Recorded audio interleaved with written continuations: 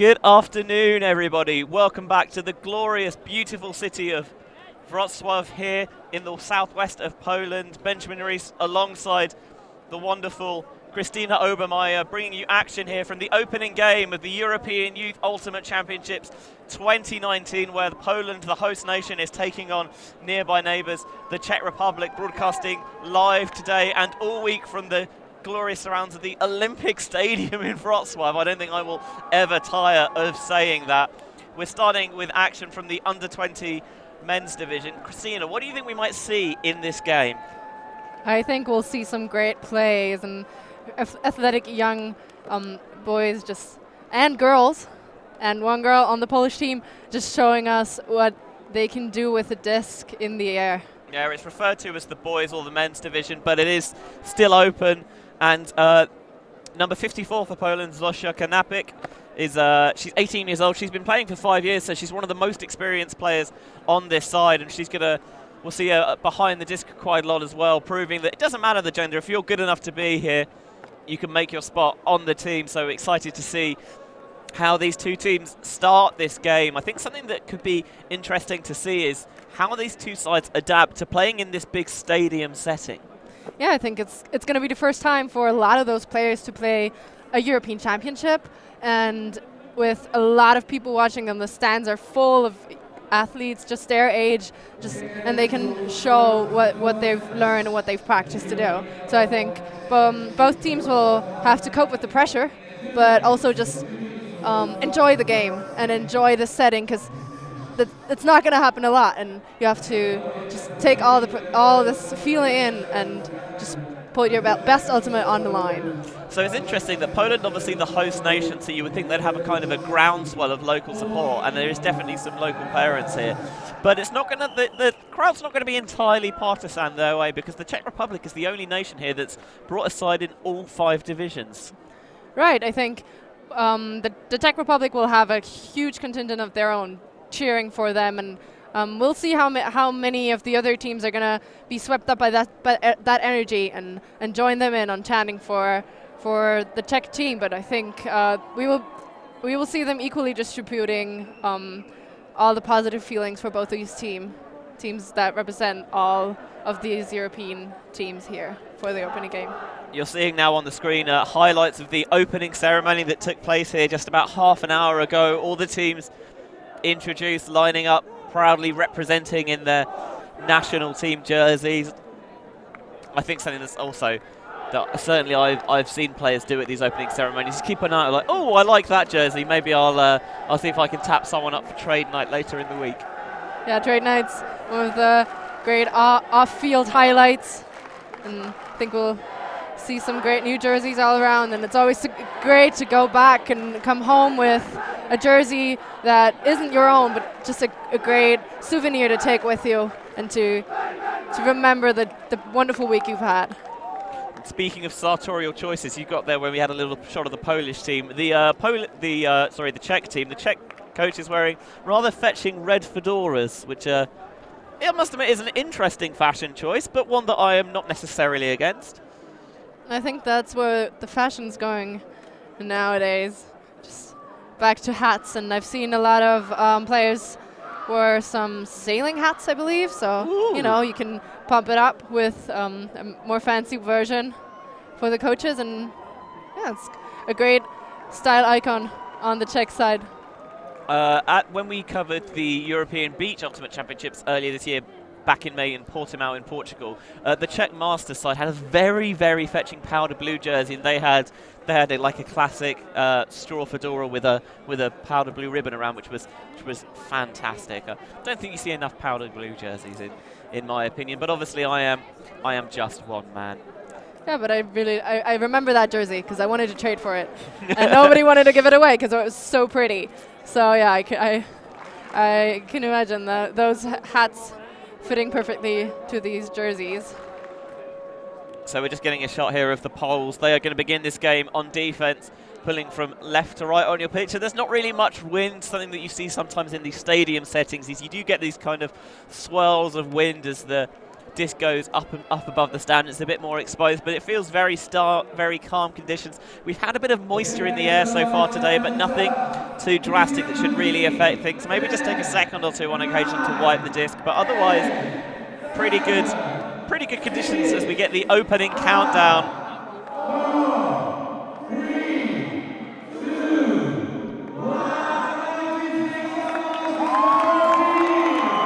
And we are rocking and rolling now in Wrocław, the European Youth Ultimate Championships 2019 edition, about to get underway. Number 38 for the Poles, Adam Wasiewski, pulls, and we are going to begin. Czech Republic fielding a rolling pull. Pass underneath to begin. Poland just choosing to come out in a match defense at the moment. Czech sending a player deep, faking the option. Not just going to take it on this occasion though, instead coming underneath for the Czechs, number 96, and he's going to put it deep. It's going to hang. Can he box out? Great defensive play by the Polish defender. Took that position right on the sideline, prevented the Czech receiver from going up on it. Fantastic defense there from number 88, Bartek Dvorzecki. Yeah, the Czech had a great flow on that first 0 point, but just maybe underestimating the bit of wind that was there, and just a bit too far into the hands of the Polish player. And now we can see the Polish fielding the disc to go the other way. So underneath comes through number 11, Stanisław Glinka, finds an option going east, now dishing it back. Batajsik working it nicely here. Polish D-line already just beyond midfield, and disc on the sideline looking to get this back into the centre now, giving themselves a couple more options to operate through. Wasiewski with a hammer, flat towards the break side, well reeled in. The crowd like that one on the doorstep.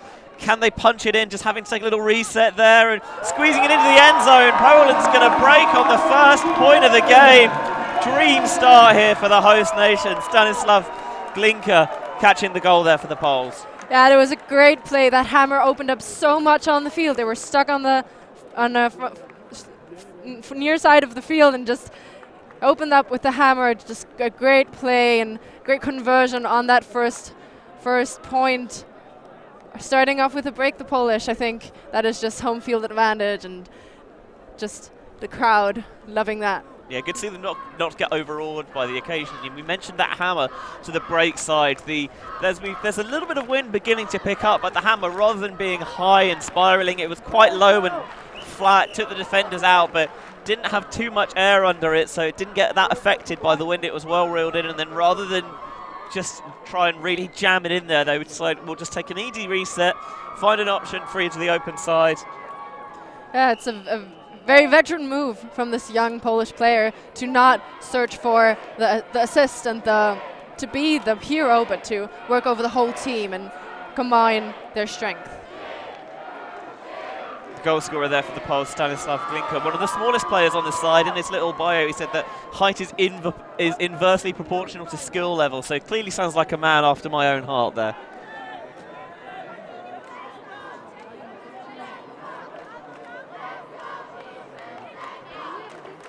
Second Polish pull, not quite as good landing out of bounds. Czechs were going to bring the disc in from the brick mark.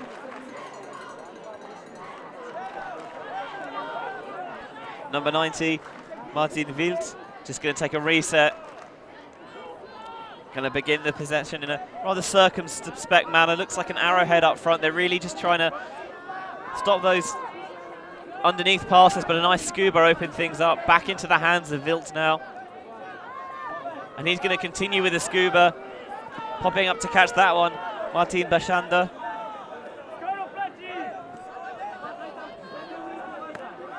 Very comfortable just taking these lateral swings that this Polish defense is offering, towing it just on the sideline there. Wild going to put it back into the hands of Bashanda. And now they're finally getting a bit of movement downfield, putting up a sky ball now, and Poland again read that one much better. They'd worked it so nicely around the back and then finally got a bit of continuation downfield and felt that they really needed to capitalize on it, but should have just put that one back in the locker. Yeah, that was the exact same throw we saw on the other side of the field right now. A sidearm that was a little bladey and rather hard to read in the wind, and the Polish get another opportunity to haul in a second break at the beginning of the game. So this throw is going to pop up a little bit. Czechs is going to happily let that one hit the artificial turf here in the stadium. Wild picks up once more. Billy looking downfield, looking a little bit frustrated, not really seeing cutters coming free. Takes the disc back to Bashanda. Throw down the line, crabbing that one into his grasp. Zvelebil, the throw is low and it's going to be called down by the Polish defender who was right there on the spot, Wojciech Pajac.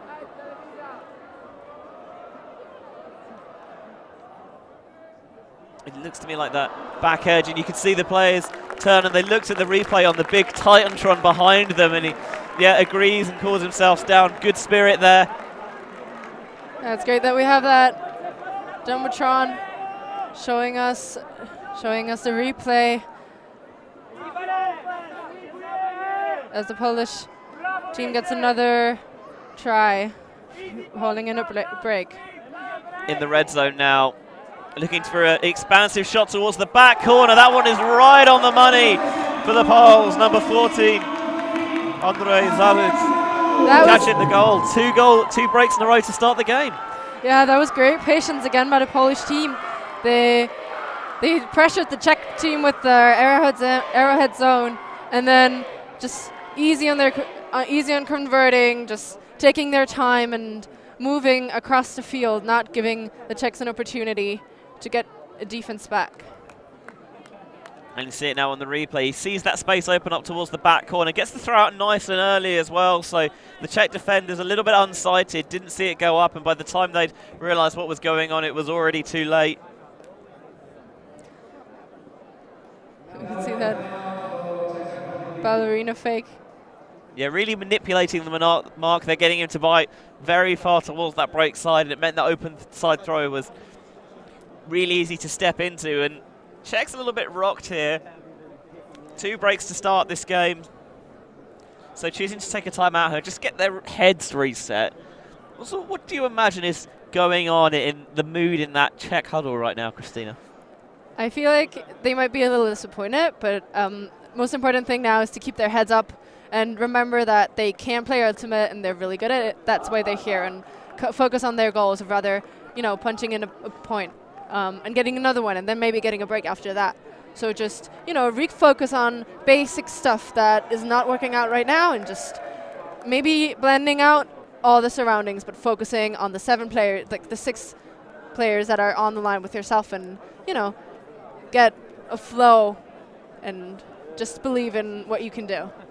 I think mentioning that flow is pretty critical here, because we've seen it, they found it slow going, they're really having to grind the disc down the field, and it's meant that when they have got close to the end zone, they've really wanted to try and strike quickly, but a little bit too quickly on most occasions. So just cooling things out a little bit there, just making sure that you stay patient, stay in your offensive rhythm. Right, and maybe just, let them take the options that the Polish team gives you. Just look at holes you can find through the cup or whatever defense they get, instead of pressuring a one-on-one matchup. Yeah, the dump and swing offense isn't necessarily particularly eye-catching, but it is generally very effective. And if those are the passes that they're offering you, taking open passes is never a bad idea, I find. Well, I like risky offenses as well, but if that doesn't work, try go back to basics and then find a shot a little later if your confidence is back on the line. So a blading backhand pull out of the hand of Adam Maciejewski. And it's going to be another different defensive look here from the Poles. They've really shown quite a few looks early on in this game, and it's meant that the Czechs haven't really got into their comfort zone. Good strategizing early on there from the Poles. Yeah, it's time now to pull up all your defenses and everything you've worked for. Now you don't have to hide anything from a stream anymore. Just play the best you've got.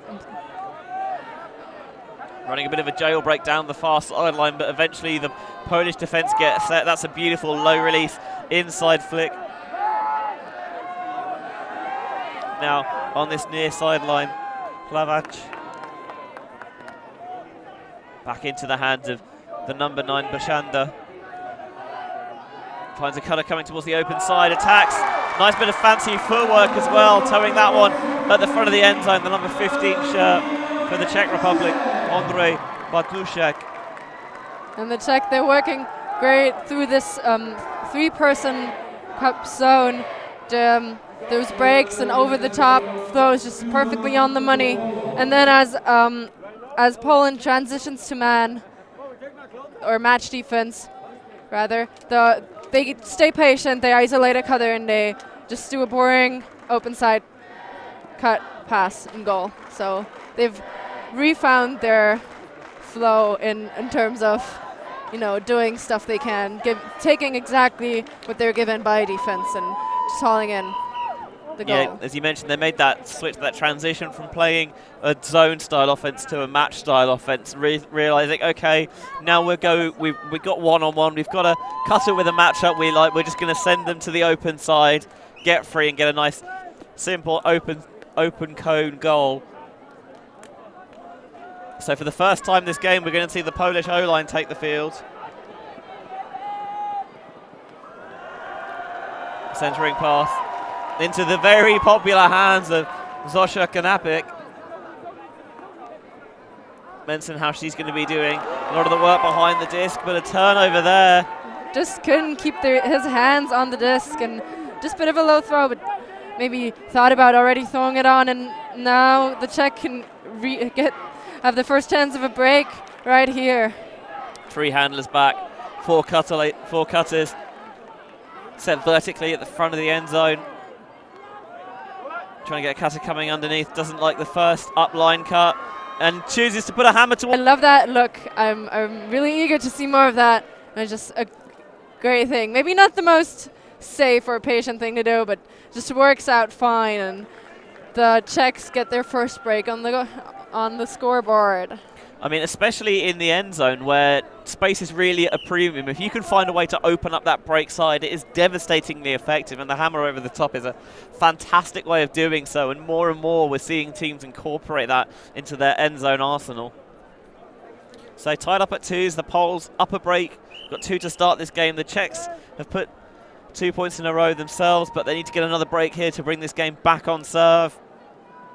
As we see number 25, Petrovic, polling, and who was just at an English camp and wants to say hi to his friends there. I think he is one of the D-line handler anchors for this Czech team. Yeah, it's got quite a large crowd support watching at home, we understand. So if you are one of those people watching, shout out to you, whether you're watching in the Czech Republic, in Poland, wherever in the world you're watching. Please do get in contact with us. We'll give you details how to after this point, as the Poles just staying patient on this offensive possession, going nice and slowly, really trying to matriculate the disc down the field.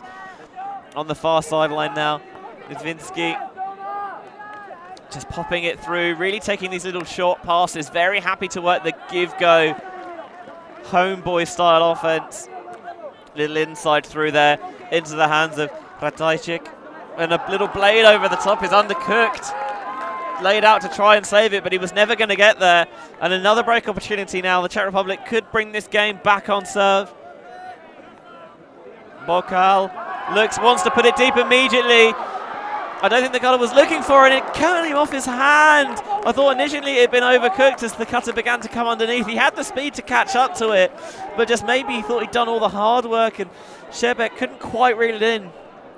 Yeah, just kind of a miscommunication there. As we see that hug one more time, just turning on the jets, amazing, and couldn't keep his hand around there. That's a pity, but now the Polish team with another opportunity to roll in their goal. The shot just centimeters too far and didn't care about the height mismatch. Chose to put a deep shot that was flat rather than with the height on it.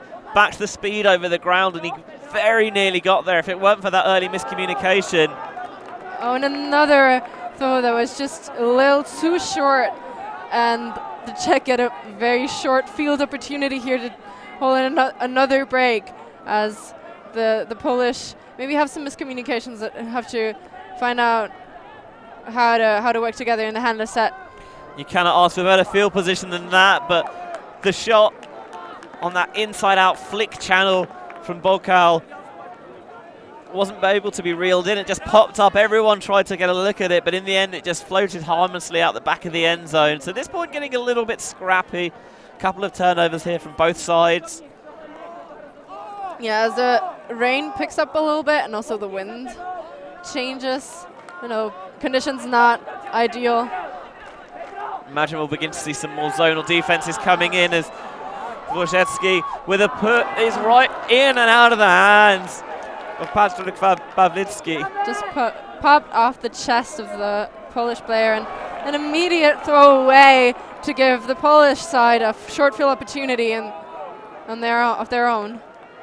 Wanted to strike quickly, but players were set up way too deep and short-armed the throw, and there's going to be a little bump on the mark there. You see quickly uncontested. The disc is going to stay in the hands of Litwinski. Checked back in.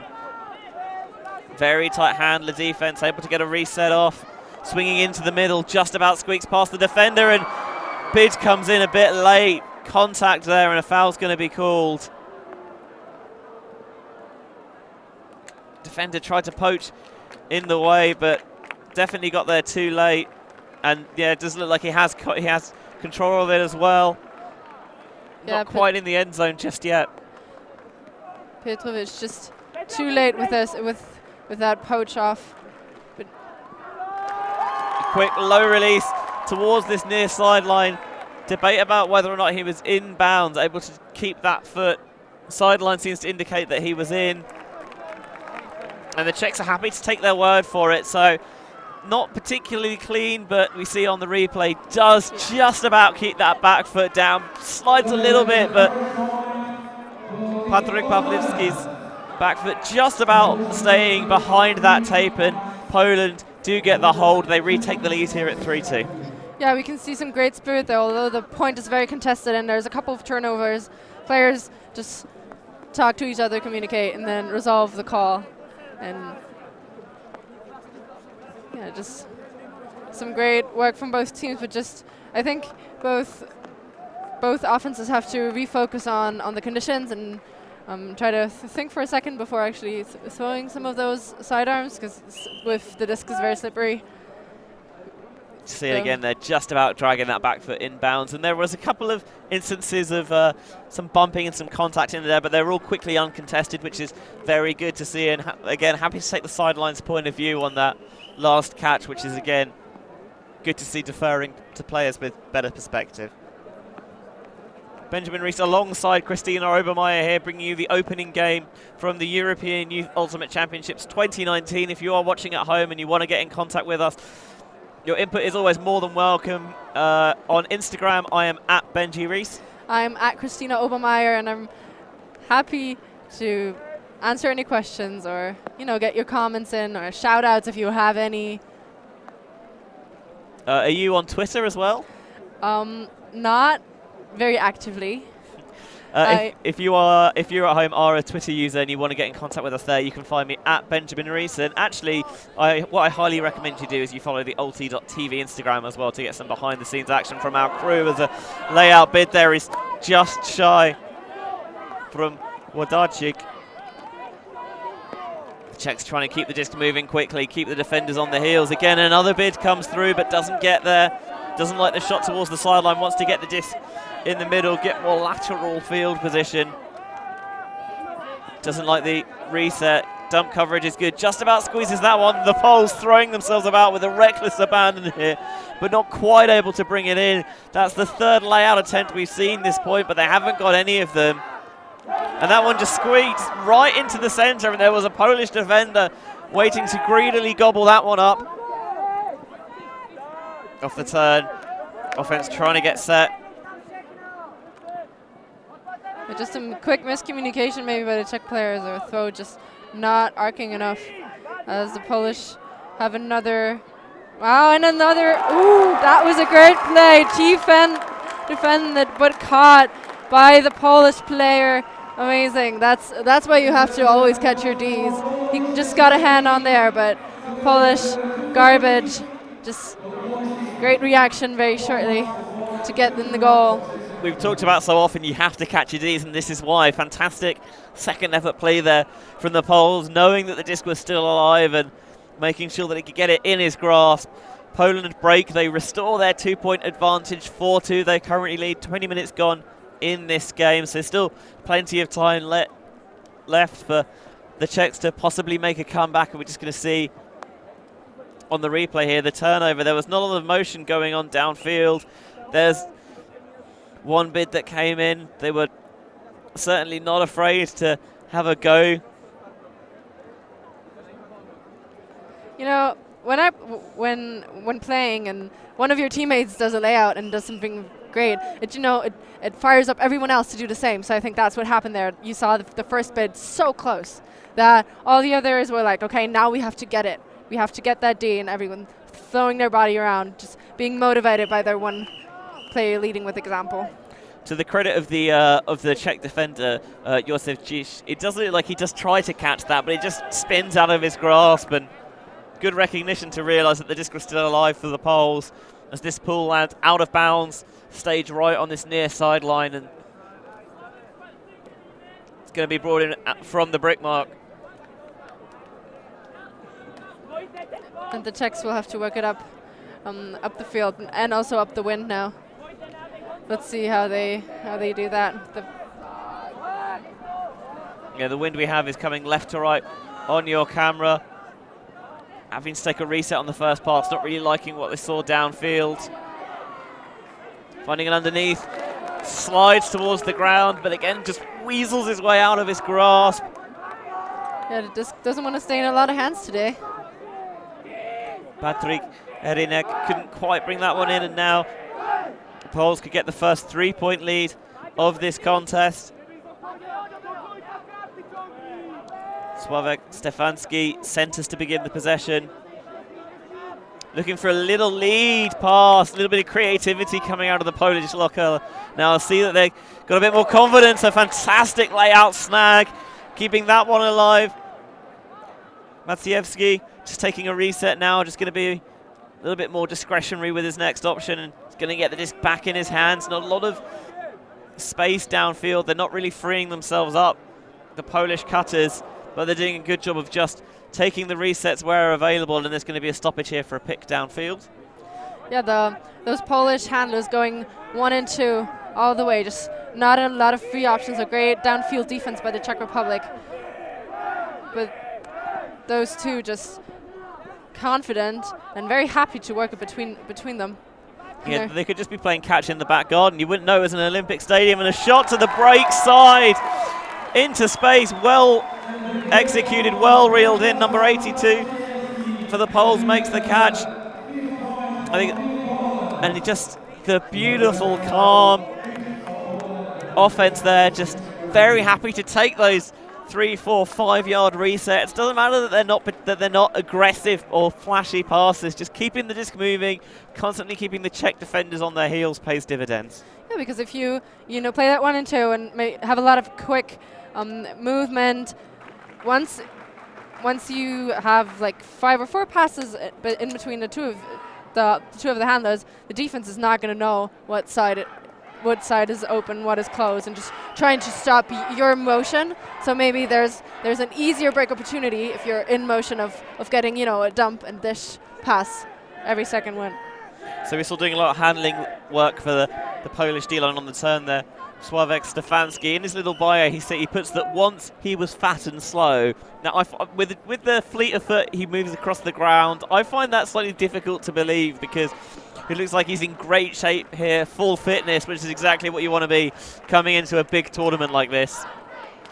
Yeah, I bet all of those players have been preparing for some time. I know the Czechs have been preparing for 2 years since they did not go to the U20 Worlds last year. So I think they've had a lot of time to prepare their bodies and their minds as a team to get in the best shape they can be for this. So we'll see if they've got the mental fortitude to come back in this contest. Just boarding at the brick mark, underneath pass begins things to Petrovic. Resets back to Bokal. Takes the option towards this near sideline, chopping his feet and staying in bounds. Jan Hlavat trying to get a reset off, doesn't see one, tries to lash it deep. It's going to be popped up, but can't get it at the second attempt though. Petrovic was the intended target of it. It was good pressure right there in the space. Was Ondřej Zarud. Trying to get for the second effort there and maybe get the disc on a layout, but just loses his footing as the Polish have another opportunity of a break. That Polish advantage could just keep extending itself if they can keep the break train rolling here. We were tied up at 2s and 3 on the bounce now for the Poles. Can they make it 4 on this possession? And there's a little high release backhand there into the underneath space, doing a very good job of just dishing it between the handlers. And now they're looking big, but there's going to be a massive humanity underneath it. And just about reeled in by Poland. You say they maybe got a little bit lucky there, but you do make your own luck. And the Czech Republic signal the goal. Another break for the Poles. They're now 6-2 up on a Sky with a huge amount of pressure underneath that disc. Yeah, that was a great grab. It was such a contested throw. So you can see the replay one more time. The lefty with that huge backhand hook. Yeah, that's the second assist of the game from Mateusz Niedziela. You see that they're rising high above the pile, snagging it in with one hand. Zarot. And Petrovic nearly getting a hand on there, but so was just keeping his hands a little tighter around that disc and reeling in another goal. So double happiness, the bookends getting the deep D at one end, skying the pile at the other end for the goal. That's his 3rd goal of the game already, so he's been a very potent cutter for the Poles in this contest. So we'll see if the Czech Republic can work it in up the wind, because, you know, if there's an up and down situation normally, or a lot of times it happens that once you get one break, you get a second break as well, due to it being very hard, like very much harder to get an upwind score.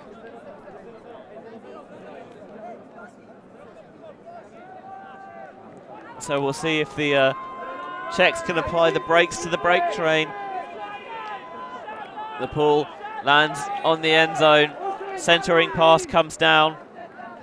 Again, a slightly different defensive look from the Poles, trying to get a defender sit and poach in that middle lane. Little high release caught under pressure by the Czech Republic, now dished back into the center. Looking around for an option. There is a player on the break side if he can get around the force. A little high release backhand frees up the player on the far side. Wild back into the center. There's a dump available. They're going to take it. Just trying to keep the disc moving. Constantly try and manipulate the front line of those Polish defenders. And this zone is proving very effective at gumming continuation. They finally get a little bit of a jailbreak going, and hand caught in the cookie jar on the force there a little bit from Jakub Dumkielski. As they try to transition to man-to-man defense. Find an up-line pass now, towing it on the sideline. Shebek looking for an option, getting it underneath, but too far out in front, and it is going to be a turnover. I think he just tried to keep his toes in the inside the field, but just couldn't manage. And the throw a little bit too far, and the Polish have another opportunity of a break. So after a tight first few points of this game, the Poles are really beginning to pull away. Can they open up the advantage even further? A deep shot goes up. Defender misreads it right into the hands. Someone spent their time in the library. Tracks that perfectly all the way from Kozakoszczuk. Another collision on the field. Just the mark again, not looking and stepping on the foot there, I believe. Yeah, tries to run through to put the mark in the way and just gets a little bit of contact for his troubles. Fantastic read on that deep shot from Jan Kozakoszczuk. And now he's going to put a floaty one up. can't quite milk it in, and then with the defender out of position, punching it into the end zone, Glinka finds the intended target, Tumkielski, and this is now 5 on the bounce for the Poles. They're really running away with this first half. 7-2 the current scoreline, Christina. Yeah, it was a great movement in the end to just really aim within the 3 Polish players that were there. Not, everybody rushing and going into the small space, but isolating one cutter and one defender to get a wide field and having an opportunity to get a good cut off. But I think the Czech Republic has to refocus, and because the stuff we see is good. They're just not just like that. One last piece is missing, and I think they will have to try and find that right now, which they're doing with taking a timeout. Yeah, both sides have 2 timeouts to use per half here. So with the first half almost over, if the Czech Republic can't stop the bleeding here, you may as well take the second timeout. You've conceded 5 on the bounce, and you need to say, look, we're getting a variety of defensive looks, so it's a little bit difficult to deal with, but we're turning ourselves over quite a lot here, it feels. Yeah, it feels like there's a lot of individual mistakes, and I think they have to just refocus, because they can do it. We see how they work it until deep in their red zone, and then just not converting on their last throw. So you saw there in the stands a little homemade fan sign for the Polish number 88, Bartek Dworzewski. Apparently his ulti nickname is Kebab. I'm going to try and do some little digging later on in the tournament, see if I can find out exactly why, because that's an interesting one. Well, we can see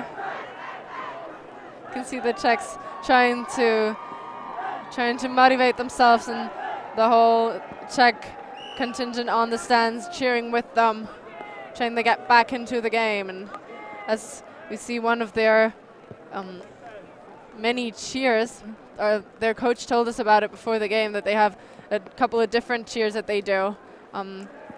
Named after a couple, I think, is underselling it slightly. He said that he can't keep track of them all. There's so many named after various different countries, and something I liked as well. You see a shot of some of the teams in the sidelines. No matter where you are in the world, as soon as a team sees themselves on the jumbotron, hands in the air, waving, it's one of the things that shows that maybe we're not all so different. Yeah, it's always special to be on TV. Especially if everyone else can see it and you can see yourself. That's always, something to be excited about. I have what is normally described as a face for radio, so there's a reason that I am behind the mic rather than in front of it. I think I'm on that too. So we'll see if the Czechs can finally get another 0 point on the board here. Having to take a reset though. There's an underneath pass there. Taking the gainer, finds the number 84 shirt, Patrik Herinek. Now another underneath. When they have got cutters coming free downfield, there's been no continuation, and they're having to squeeze off tight resets, and now Bashanda's going to lash it deep, absorbing a lot of contact, but bodying out. Fantastic position there from Patrik Herinek, and the Czechs finally get another point on the board. It was 5 in a row for Poland. But the Czechs now will try and see if they can mount a fight back in this first half. But they are 7-3 down. Yeah, we can see there the same shot. They're taking a lot of those sidearm outside throws into the zone, and this is the first time that this has worked out for the Czech team. And if it works out, it's a great shot, and they're having an immediate goal. But coming there and actually not catching it was a long way for them, especially with that throw. But I think now they will have to try and get a break off that Polish team to stay in the game, because otherwise I think Poland will receive after half, and 8-3, it's not something you want to end the half of this first game with. So I hope they can now, with that score, get their heads back into the game and get a couple of breaks in. Poland have the opportunity to do the 2 for none. They have the disc in their possession here, and if they can score, they'll receive coming out of half as well. So they'll have 2 possessions with the disc without the Czech Republic having a sniff, assuming that they can work this down. It is by no means over for the Czech Republic, but you've got to feel that a comeback has to start sooner rather than later. The later they leave it, the more difficult it's going to be because you give yourself so little margin for error. Getting ready to pull for the Czech Republic. Matthias Brandstetter.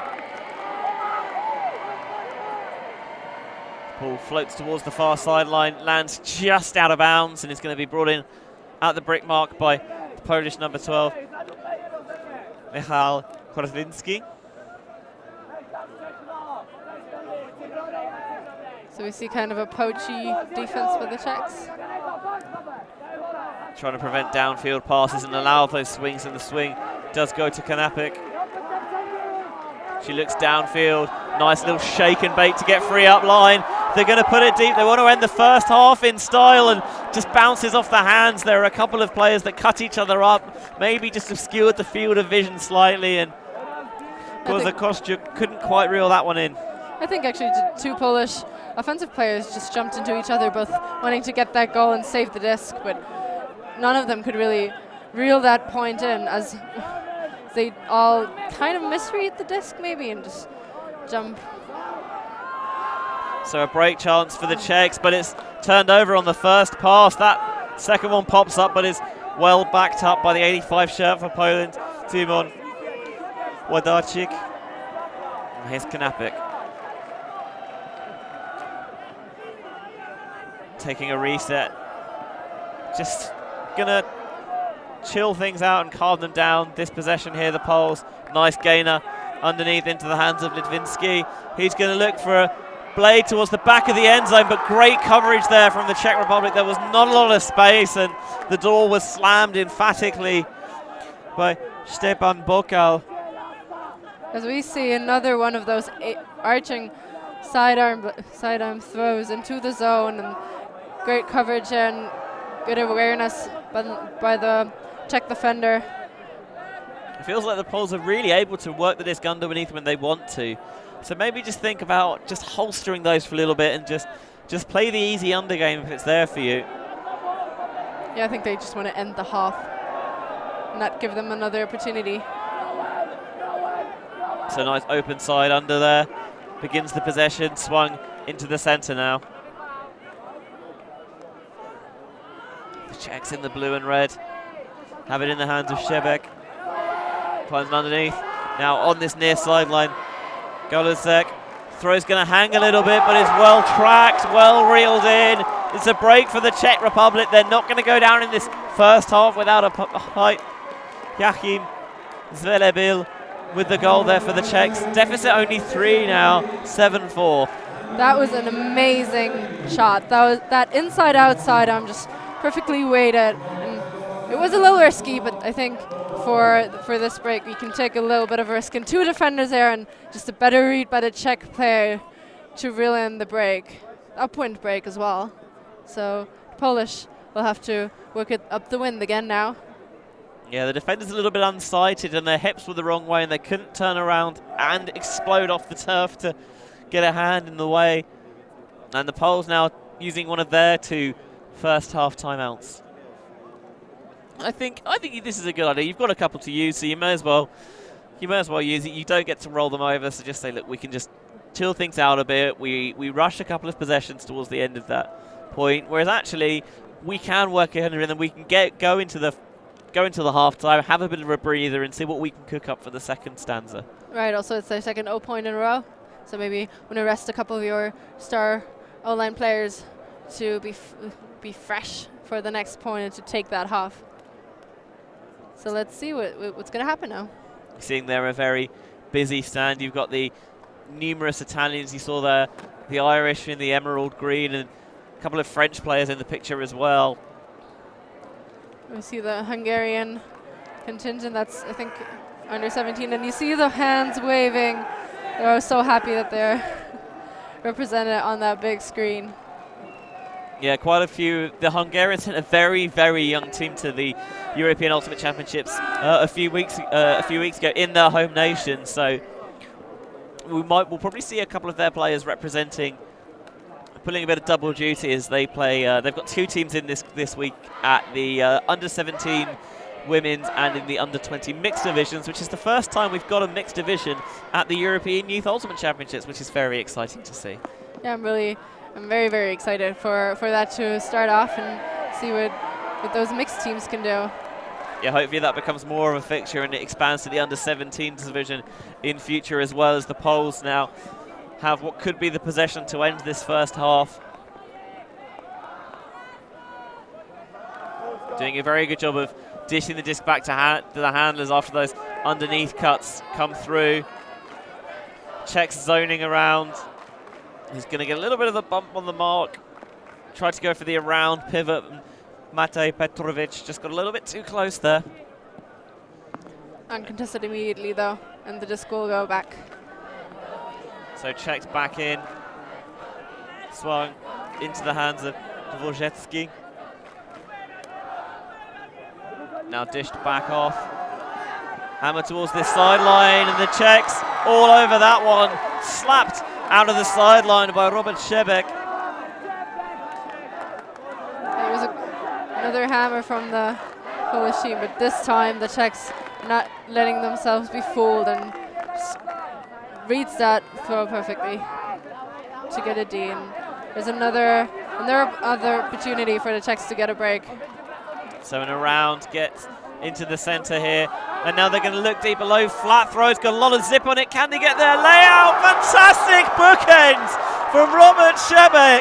Talk about double happiness. What a fantastic play from that young man, the 18-year-old from the Czech Republic, put on the team on his back there, and they're beginning to fight back in this first half. It is by no means over at 7-5. So exciting. I love that the Czechs got their heads back into the game, and we saw as the Czech handler picked up the disc, he was tempted to throw that immediate sidearm down the line, but he chose to holster it, threw it around, and then they're getting a great break in throw in there and just, yeah, convert. It's great. And you mentioned how that rather than take the sideline shot where the Polish defenders can sit in that space, getting it into the middle gives you more space to aim at, and the crowd loves that grab, and so does the Czech sideline, flooding the field and punching the air. Oh, we've got a spicy contest here, Christina. Yes, I love the intensity as well. All the players just giving all they've got, laying out for every disc and saving possession there. That's exactly what you want to see, that pride in representing your country here at the European Youth Ultimate Championships.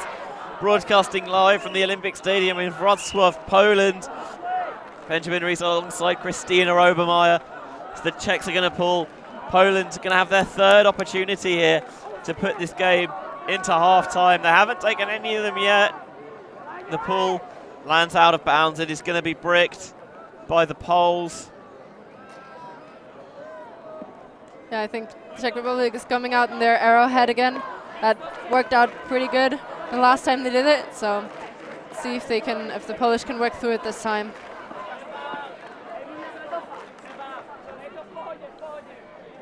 Vokroy takes the reset. Sorry, Vokroy on the mark, and the Poles take the reset. And just, again, happy to play the underneath game at the moment. Kata comes into the middle, choosing not to call the foul on the mark, just play through the contact. Kanapik has it now. The lefty looks, gets the around. It's got this near sideline. There's a player in space, but the force there does a very good job of just dropping off and clogging up that lane.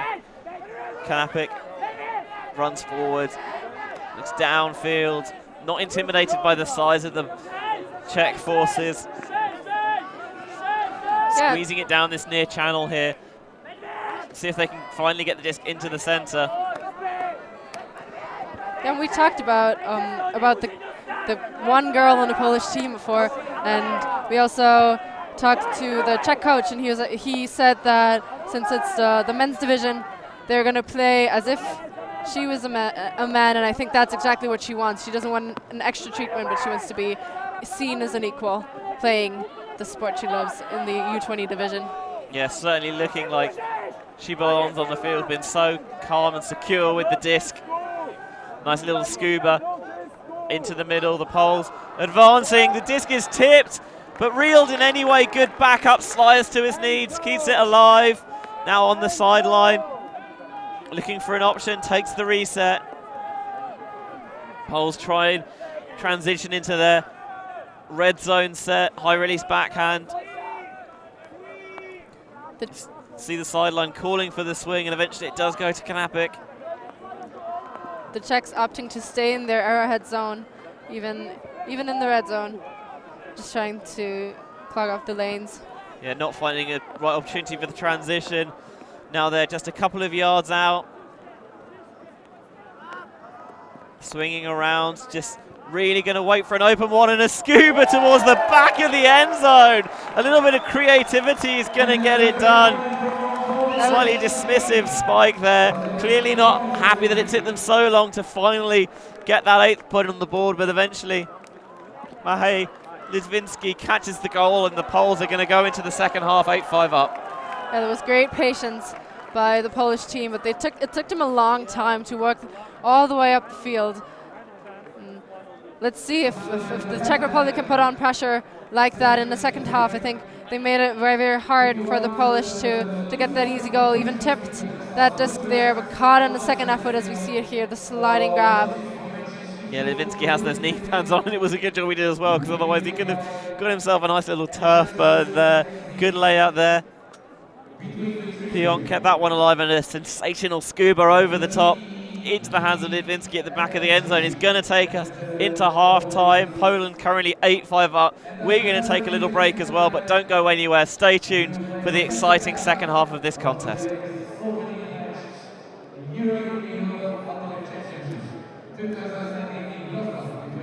Czech Republic and Poland. So the score 8 points for Poland and 5 points for Czech Republic. We'll run in 7 minutes.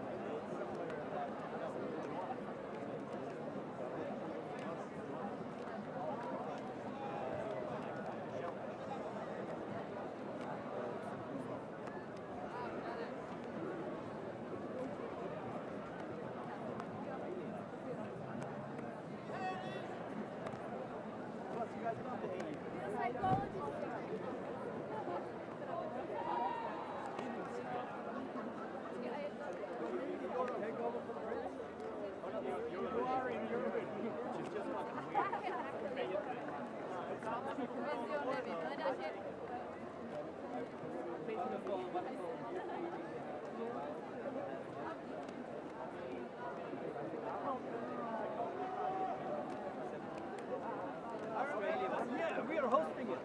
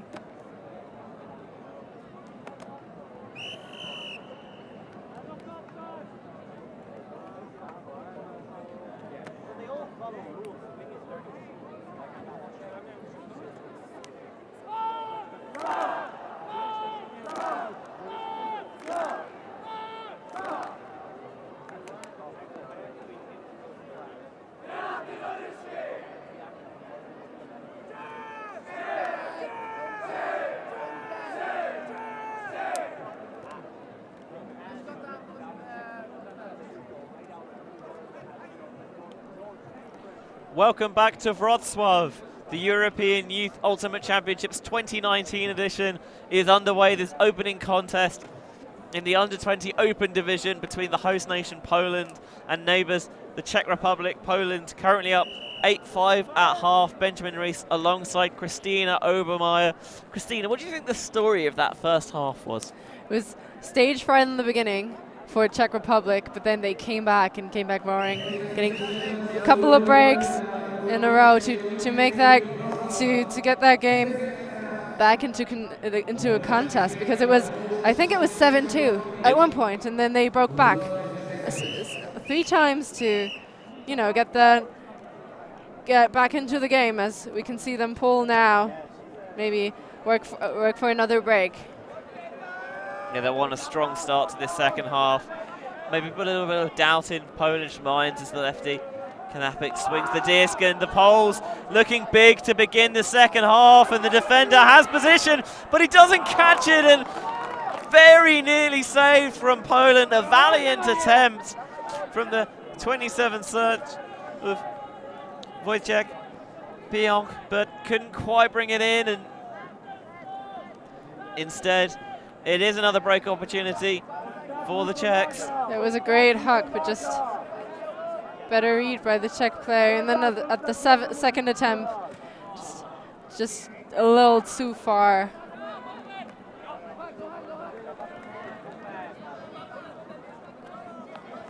So the Czechs just working the disc underneath and taking the swings. That's something they didn't do particularly well at times in the first half. They looked off those open swings in favour of more aggressive but more speculative shots. Swing goes now in the hands of Lukashvili.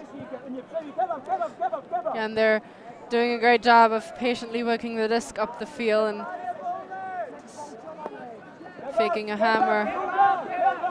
Just trying to take the options they're being given. A blade over the top is just about reeled in. A little bit of acrobatics on that catch from Wild. Now into the centre, winds up, shows the big shot, but instead just puts it away. Swing back into the centre to Wild. And they do a great job of working through the arrowhead zone, rotating 4 or 5 people in the handle set, always just opening up holes in the middle to swing around the disc and maybe get an opportunity to get an upfield shot, as Nice. we see right there. Yeah, beautiful scuba down the far sideline into the hands of Miroslav Galusek. But they've been around midfield for ages, and eventually a hammer, helixes and spirals, and the Polish defender gets right underneath it. Galusek was the intended target, but after they'd been so patient, they just got a little bit over-eager on that occasion. It helixed, and the Polish defender had position to knock it away. Might have been a high stall situation, and the hammer looking like the best opportunity in that setting, as we see a Czech player on the ground. I believe it's Petrovic. Being stretched off, maybe. I wonder if he's got a little bit of cramp and he's just hobbling off the field. Could see him though making his way off under his own power. That's always what you want to see after any potential injury, and coming on to take his place for the Czechs is number 64, Josef Wojtkowski.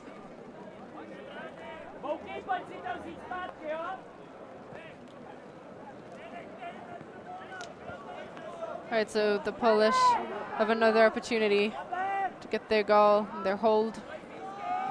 Throw a little bit low, but well reeled in, dished back off. Underneath, right into the middle. Very well saved, and tight pressure. The two 88s matched up against each other. Trying to get a hand in the way, Stepan Bokal, but Dvorzetsky was wise to it. Calls the foul on the contact as well, quickly uncontested. We've had a couple of stoppages and calls, but they've all been resolved very quickly and very fairly, which is great to see. And the throw is really well kept alive there. Right on the doorstep and jamming it in the jam hole. The Poles beginning the second half with a hold. It wasn't clean, but it worked in the end. Bartek Dvorzetsky with the goal. That was an amazing second effort, just tipping the disc in that very dangerous far corner and going all in for the layout grab, and then immediately dropping it off for a goal there. Great thing by the Polish player, and to get their hold in the first point of the second half of this opening game. So just see it again on the replay. Tipped up and did exactly the right thing. Stayed with the play, got his hand right underneath it. Really well wheeled in by Wojtek Pajac, and then continued into the end zone, just striking while the iron's hot, and the Poles reopen up a 4-point advantage at 9-5.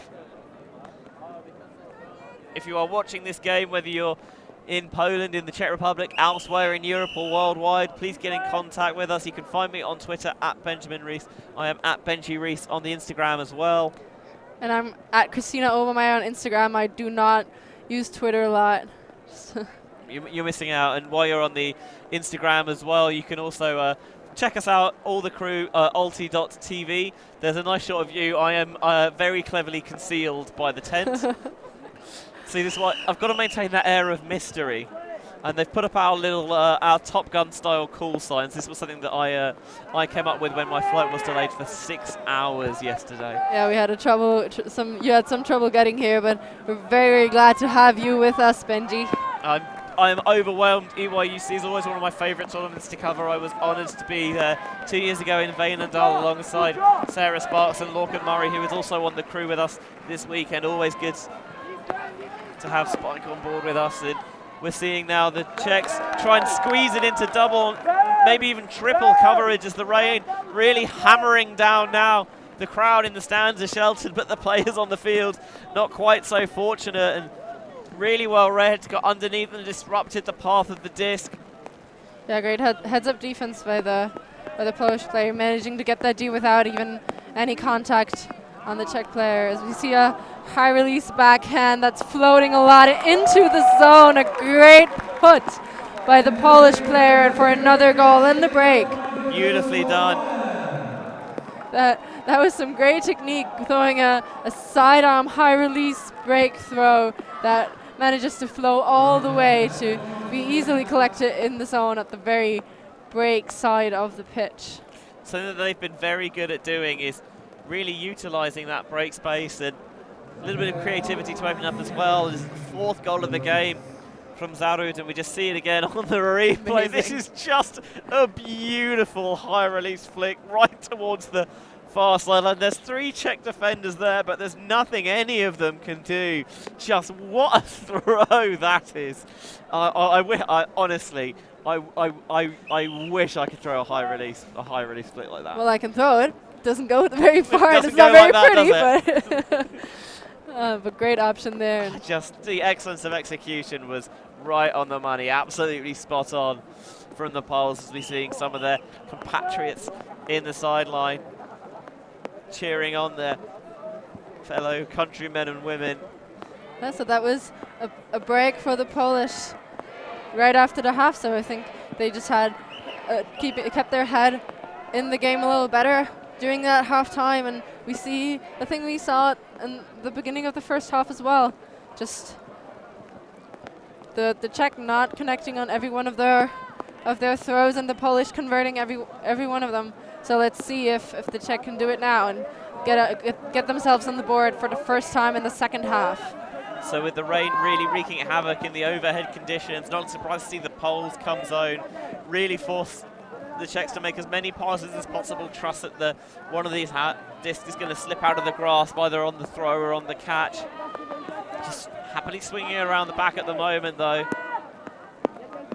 A great lateral movement by the Czechs, not easily disturbed by the tight pressure of that Polish cup as the Czech player goes to ground to save possession.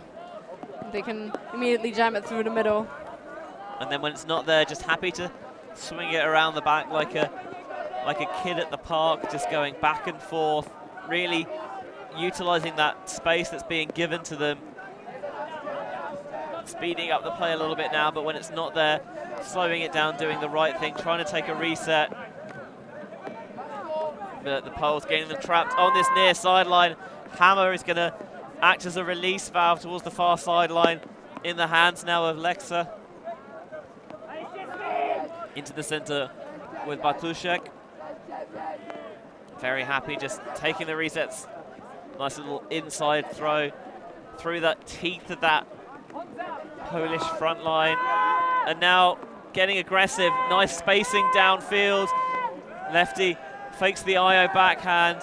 Doesn't like it though, just gonna be a bit more discretionary on this occasion. As we can see, the Polish team just opting for a match defense now, and a great shot into the end zone. Just great footwork, keeping his feet in and getting another goal on the board, the first goal for the Czech Republic.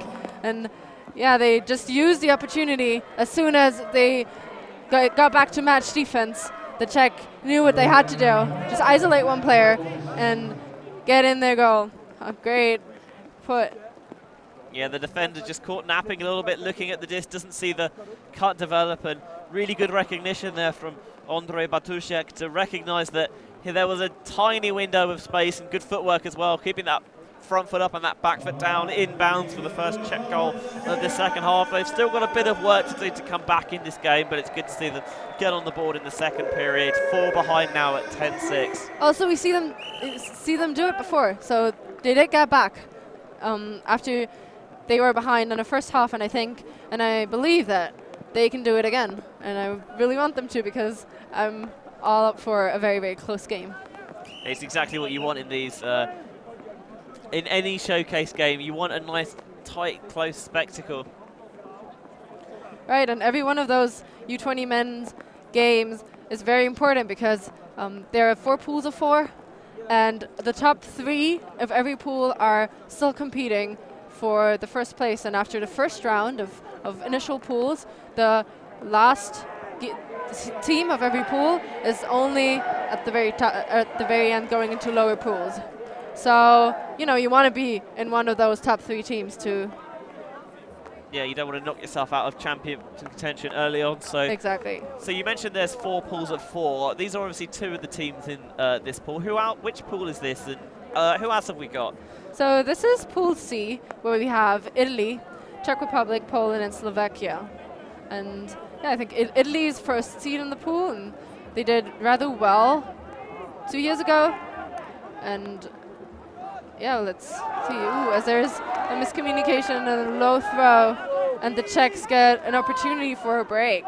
Yeah, just couldn't quite scoop that one before it hit the artificial turf. The rubber crumb pops up, and there's a nice underneath pass there towards the far sideline. Good cut from Matej Petrovic. Now popping up Szymon Honsu. Sliding to make the grab. Does keep it in bounds. Hammer over the top. Spirals. Hangs in the air, and the Polish defender has the position and knocks it away. Good defense there from Tadeusz Petlak. I'm all for opening up the field with a break throw, but after working it up the sideline so much, maybe just center it and then throw a hammer from the center. It'd be a bit of a better look as the Polish get another opportunity of holding in their offensive point. Beautiful low release flick, that lefty squeezing underneath the mark. Now in the center, here is the man who got the D. Petlak dishes back to Kanapik. Looking around, and a big point block. Read the eyes perfectly and laying out on the force to stop that one. Matej Petrovic. Kanapik's being such a weapon, destroying forces at will. But that time, maybe telegraph the wind up a little bit and does exactly the right thing. Lays out to make sure that he gets the block, and now the Czechs can break back, just reduce the deficit somewhat. Little high release flick towards this near sideline from Saha. Finds Bokal. Looking around, blading towards the far sideline, lays out, a couple of players get there and somehow just about squeaks between them. Good to see the Polish players help their opponents up, and again just rushing a little bit here. Both players laid out to try and keep it, but it went off the hands of the back of those 2 receivers. And as we see a timeout called by the Polish. I think this is a good call. This point's got a little bit scrappy. It's descended a little bit here, and good to see. Let's just take a breath and cool things down a little bit here, Christina. Yeah, I think both teams are taking options they don't necessarily have to do and they're not forced to do.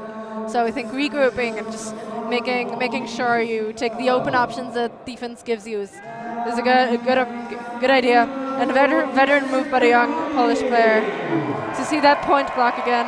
Just great awareness. I'm glad Petrovic is fine after taking an injury sub earlier. And to see it again there on the replay. This is the problem. There was quite an exaggerated and accentuated wind-up there from Kanapik, and she's barely put a foot wrong all game, but that time just made a little bit too obvious what she wanted, and after the turn she's just going to say, let's just chill a little. Let's cool down, just get our heads reset. There's a little bit of wind that's beginning to pop up a little bit as well, so maybe think about how we could alter our offense to take those atmospheric conditions into account as well, make sure that we're making the right sort of shots and taking the right options given the changes in the weather. So what do you think is going to happen now? I think they're going to lose it immediately. No, not really. I think they'll probably... It all depends on how the Czechs choose to come out defensively. If they choose to play a little bit more zone, then I'd imagine we'll see the Poles try and swing it a bit more, but if they come match, we might see them be a little bit more aggressive early on. Certainly, I think, right on that front corner of the end zone on the sideline. I think my first look would be trying to get things a little bit more central to give yourselves really both sides of the field to work with. On the mark as well, on the disc, when you on the sideline, the temptation is always to look immediately downfield, but when you're doing that, half of your field of vision is off the pitch, and obviously that space isn't particularly useful to you. So I like to see a bit more of an inward pivot here, so they've really got the entire their field of vision is the entirety of the pitch, and they can really see exactly where cuts are developing from. Right, yeah, I think the Czechs did a very good job with their zone in the first half and creating creating some turns with their airheads. So let's see. I think that they're coming out with match defense, and Polish isolate on cutter. Tries to keep it in bounds. A great effort to try and tow it in. You saw all the players flood towards this near side of the pitch and try to squeeze it down the far sideline with the toe. It's difficult to tell quite from that angle. We'll see if we can get another look at it. Great inside shot. Get it in super slow motion, and from the angle, just can't quite see where the tape is. See, there are quite a few players on that sideline, so we'll see if they've got a good perspective.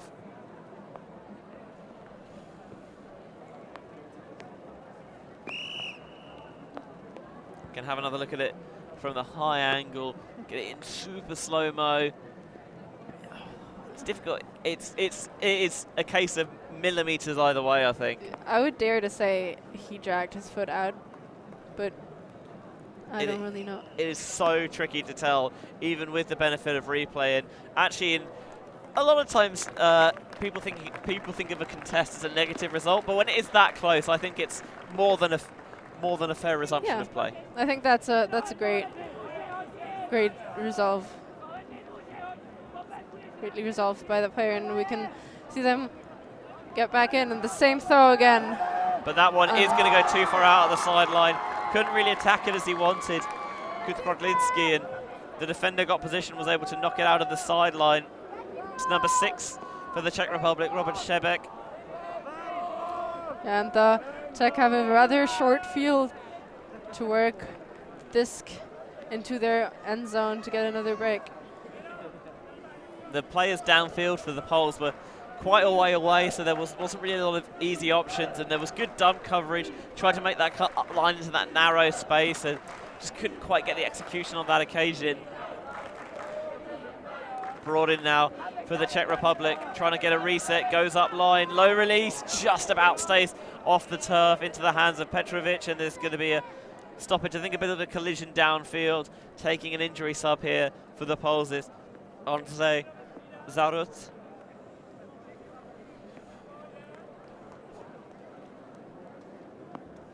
And we see that replay of that great inside shot. Tiny bit of air bounce on it just to get it underneath the mark and pop back up. Again, you see, really square the hips, really look and isolate that reset, and just about stays off the turf. And off the timeout, Knapik checks it, the stoppage, excuse me, Knapik takes it back in. Petrovic finds an option towards the far sideline. Šebek's throw is going to pop up, using the body position, tipping in and collecting it in the second attempt is Petrovic. Resets back into the hands of Bokal. Looking for a high release, resetting back to Petrovic. Petrovic holstering a lot of those shots. You can see them actually wants to hammer opportunity there, and opting for a backhand on the open side, sidearm side. High release backhand. Eventually frees the reset of Lukasz Wilt. He clears up line.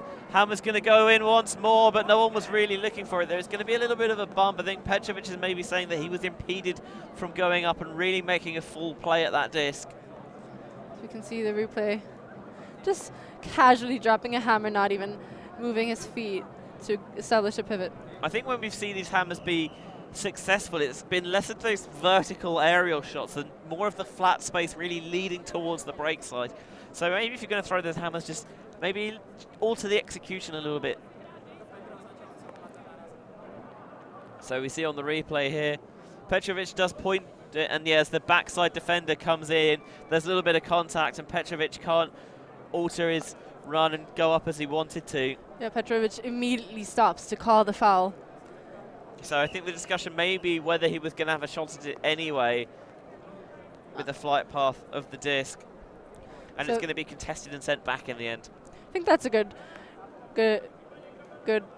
resolving it, because you can't look into what could have happened if he hadn't stopped or if he hadn't been fouled. So if both players could have gone out for it, we're not entirely sure whether he would have gotten it or the defense would have gotten it. So sending it back is always a good opportunity to, you know, do that again. A reset. Yeah. So we'll see what the Czechs draw up out of the resumption of play. Low throw, kept alive though by the Great Czechs. grab. Sliding, making the grab there is, as you mentioned, a very good grab. He's going to take a reset into Petrovic.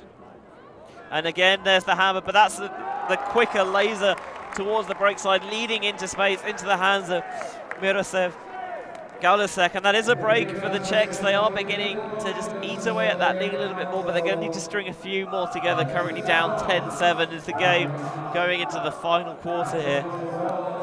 Yeah, I love the patience. The Czechs were doing a good job at working the disc around, the handler set, and then looking for an opportunity. And it works out the second time for them. The hammer over the top on the break side. A great put. Yeah, really leading into space and waiting for that player to go a little bit more open side, just to give themselves a larger route to aim at. Give yourself a little bit more margin for error in the throw. Not that it really needed it, because it was right on the money. It's a great thing. And now I think there's another timeout call. I think maybe not necessarily a timeout, but both teams just really using the full length of time between points, getting everybody involved as much as possible, really keeping their heads in the game. Yeah, so we've seen a couple of breaks around here. Neither team really establishing a huge lead, but back and forth. The Poles did build themselves. They were 7-2 up at one stage, and then the Czechs managed a bit of a fight back, and it's been really back and forth, give and take in the second half.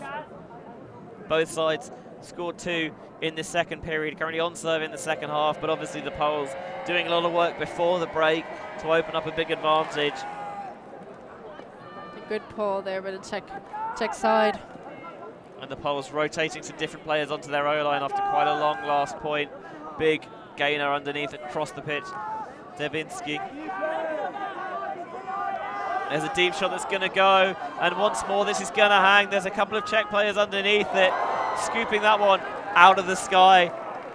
That was a huge jump by the Czech player to make sure that he was the first one underneath that disc. Oh, attack, got it, but there's a potential foul on the throw perhaps. Certainly you would imagine that was not quite how he intended it to come out. And as I will talk about it. See there on the mark for the Czechs. See replay there. Matthias Brandstetter trying to get a little bit of pressure on there. Couldn't quite see from that angle how much contact there was. And as you did say there, it was a fantastic take. Really got up high, nice and early. I think the discussion is whether the Czech player moved his hand into the throw of the Polish player there. You can see it on the replay. He winds up. Adam Maciejewski is the player who put the deep shot up. On my perspective, it looks like he got the shot off, and after that, he'd hit the hand of the Czech defender.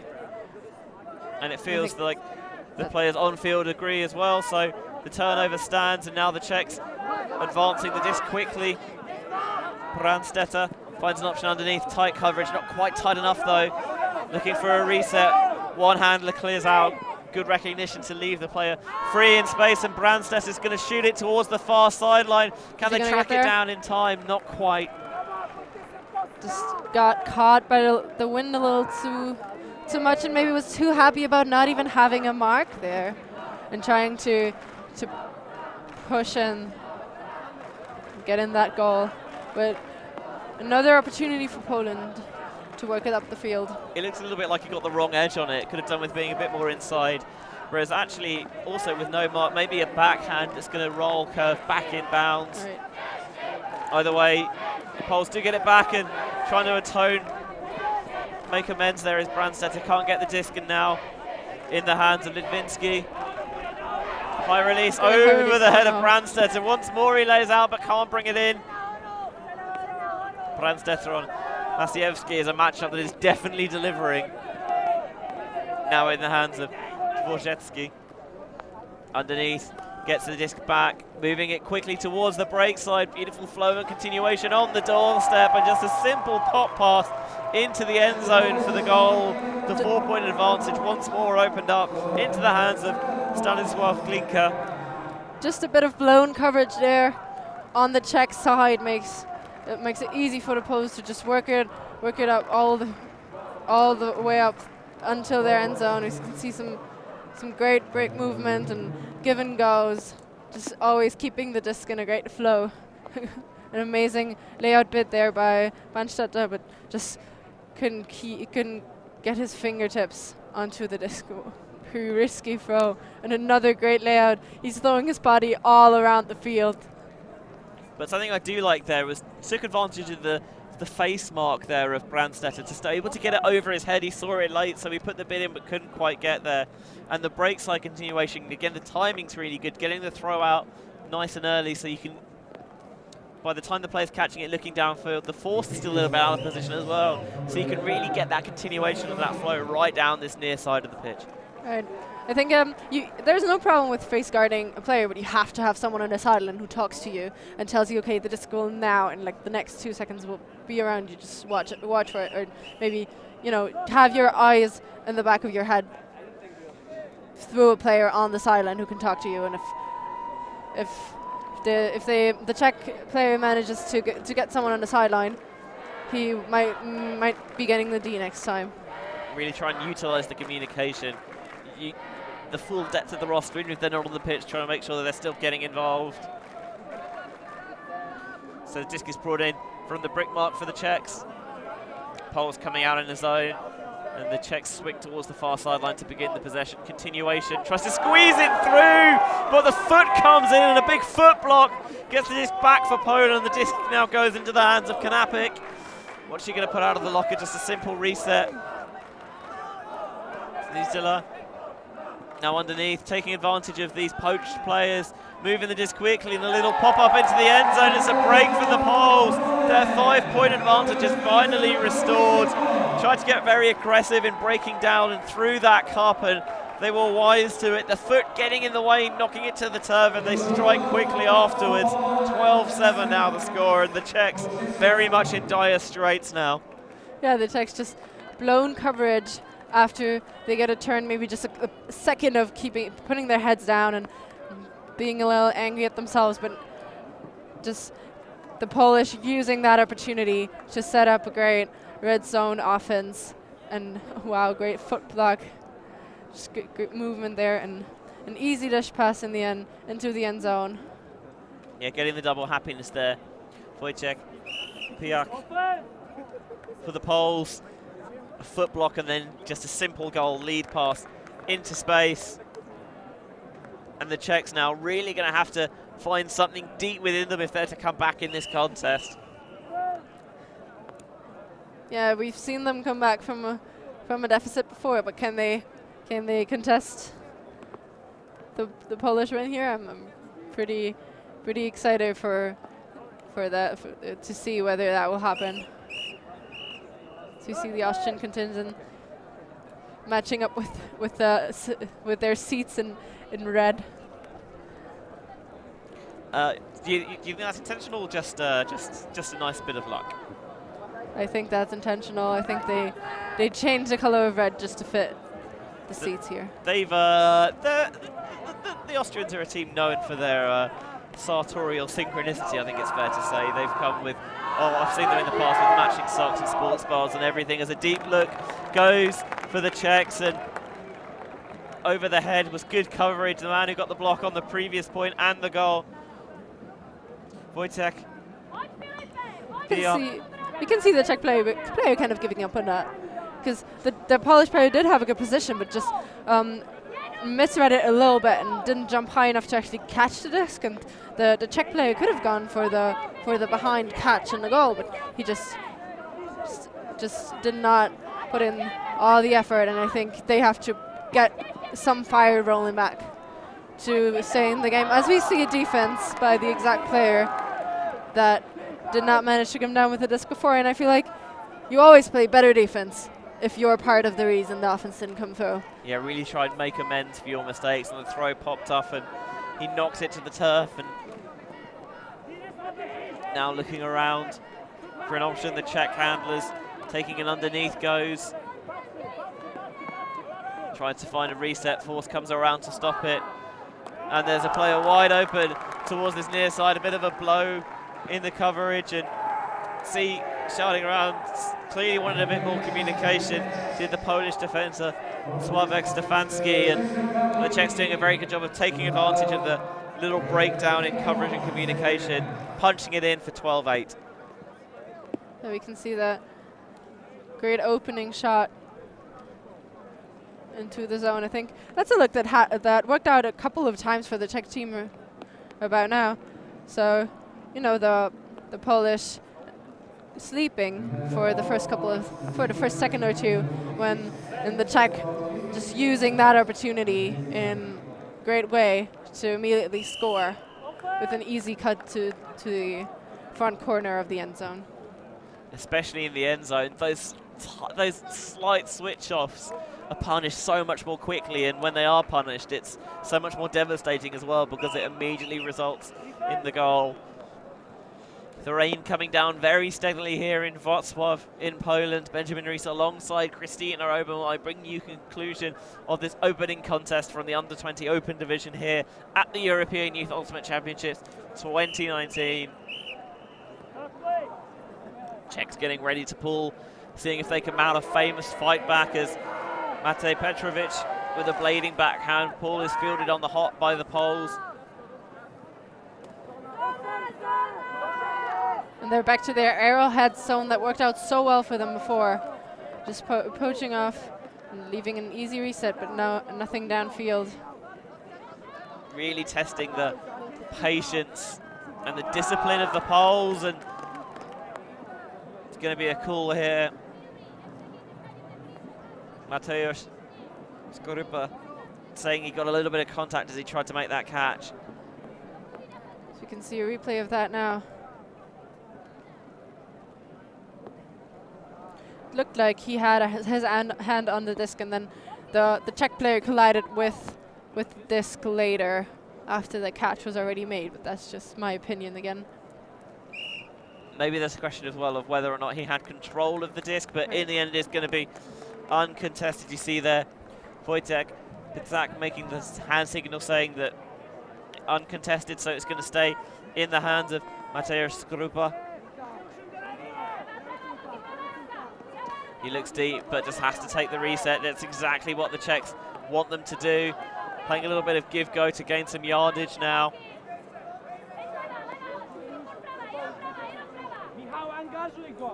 Czech sidelines trying to get loud, really communicate the spaces, and a little bit of a missed throw behind, stuck out of the hand. Twazinski, but just couldn't quite reel it in. Yeah, and the Czechs with another opportunity of a short field to hold in that throw and get another break on the board. Attack with a high release, and again it's behind. This time it's the Poles who get the break. Miscommunication there because the Czech player wanted to go up the line, but the throw came earlier than he expected it to be. And now the Poles looking a bit more confident here, taking advantage of the fact that the Czech defenders are out of position off that turnover, getting the disc in motion very quickly, flowing it down the field. Now things have stagnated a little bit here. We can see not too much movement of the Polish stack and downfield cutters. There's a lot of handler movement, but they're not quite connecting to their downfield cutters yet. Yeah, their cuts didn't quite have the same energy that they did at the start of this game. And another overthrow. See, they're just these execution errors really beginning to creep in as the game drags on a little bit. And the Czech team has another opportunity to work the disc up the field to get a break. They've got to start capitalizing on these soon. They should. A side with the quality that we've seen Poland possessed is only going to give you so many opportunities. There's a break here up the line, but the throw pops up really well reeled in. The defender poached in, saw the space. Now they're trying to work it through the open players before the defenders get set, run the jail break. Which they do greatly, with a great job, because Czechs just don't really play with their matches, but I think maybe they're still in their zone, in their arrowhead zone, but playing it a little different for their end zone coverage. So the Poles looking at punching it in. maybe just waiting a little bit too long. A defender comes in, just about squeezing it down the far sideline, and the continuation is exactly where it needs to be, into the hands of Michał Dvorzecki. That was a great put by the Polish defender, offensive player. Just seeing the opportunity to throw the disc up the line, the break side. Just no coverage there, and they did a great job of just using the quick opportunity of getting the disc rolling already when the Czech players were still setting up their defense. So they had an advantage on the first couple of points. So you see that defensive effort by their poaching defender. And it may have even got a slight tip as it went through. We're just seeing a replay of the goal here. Nice throw into space from Petluk into the hands of the 56 shirt, Michał Dvorzecki. He's only been playing for about a year. He's he's a multi-sport athlete. He's a previous silver medalist in the Poland Junior Canoeing Championships. Wow. So that's not a sporting combination that you see too often, ultimate and canoeing. Must have trained these arms very well. And I think something that I think is key in all sports, but certainly I think when you need to have the balance that you do in canoeing, is core strength. Right. And obviously in ultimate that's very helpful in terms of generating momentum, in terms of throwing and also keeping laying yourself out. balanced. And laying out as well, yeah. Nice scuba there into space, wide open. Is Bashanda, and he's going to put it deep. There's a bust in coverage. The throw's going to hang a little bit, and thinks about maybe towing it down, but couldn't do it. The pressure there from Wojciech Pajek was just close enough to make him think and try and attack the disc. Yeah, just those sidearms along the line are just not working out for the Czech team, and it's very close to the line, but just not quite close enough to reel it in. I think maybe if he'd waited, he could have potentially had a chance to tow in, but the pressure meant that he tried to attack it, couldn't bring it in. Yeah, great pull off by the Polish defender, because I think it wasn't even his own defender, but another one who just changed it. They're still discussing whether the disc will come back in at the cone. So I don't think that Pyong actually got a touch on the disc, so while he was still in bounds, yeah. So, but they've resolved it. The disc will come in at the cone.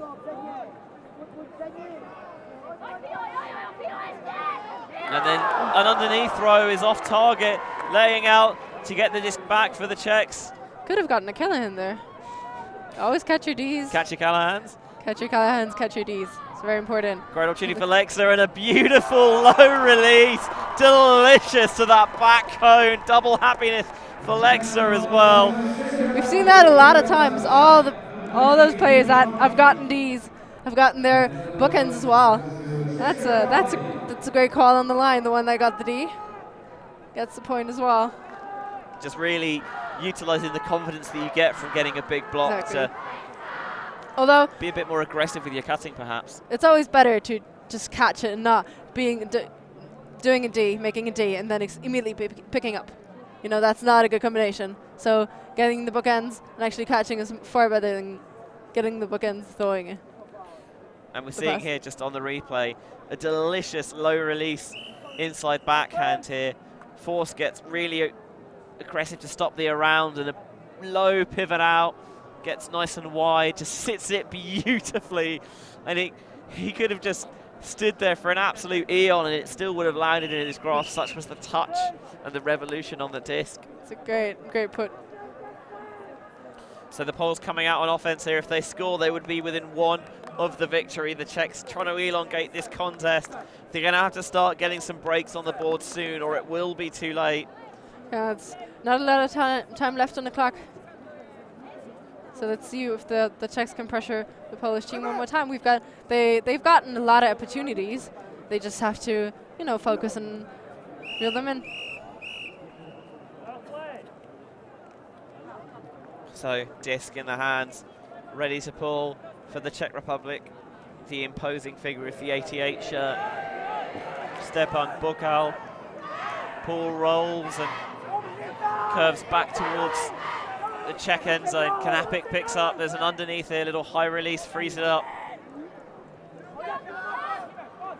Continuation towards this near sideline, making the catch now, looking perhaps back in towards the centre, takes the reset. Kanapik, she just pushes the defenders downfield ever so slightly before making those aggressive reset cuts. Nice lead throw out into space. Bokal sticks a hand there but can't get there. Continuation towards the far sideline. Looking for the inside lane. Sideline gets out, maybe calling for the transition into an honest one-on-one defense in the end zone. Just sneaks past the defender. Continuation pops up but is not going to pop up enough to go over the head of the receiver. Tadeusz Pedluk for the Poles. They're now within one of victory at 14-9.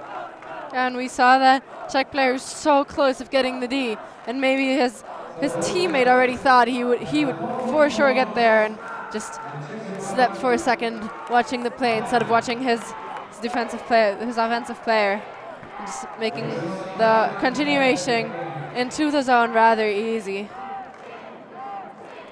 As Poland is within one of the victory in this game, so you can see so close to actually getting that defense, and defender caught off guard, not able to make up the yards.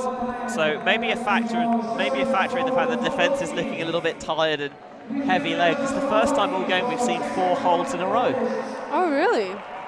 Wow. Maybe they're just getting the rhythm of the game, and also the tournament started now. Yeah, really getting into the swing of things, finding their feet after it can be a little bit intimidating sometimes playing in that showcase contest. Lorcan Murray doing a fantastic job keeping stats for us in this game, making himself useful on the sidelines. This Spike, good to see.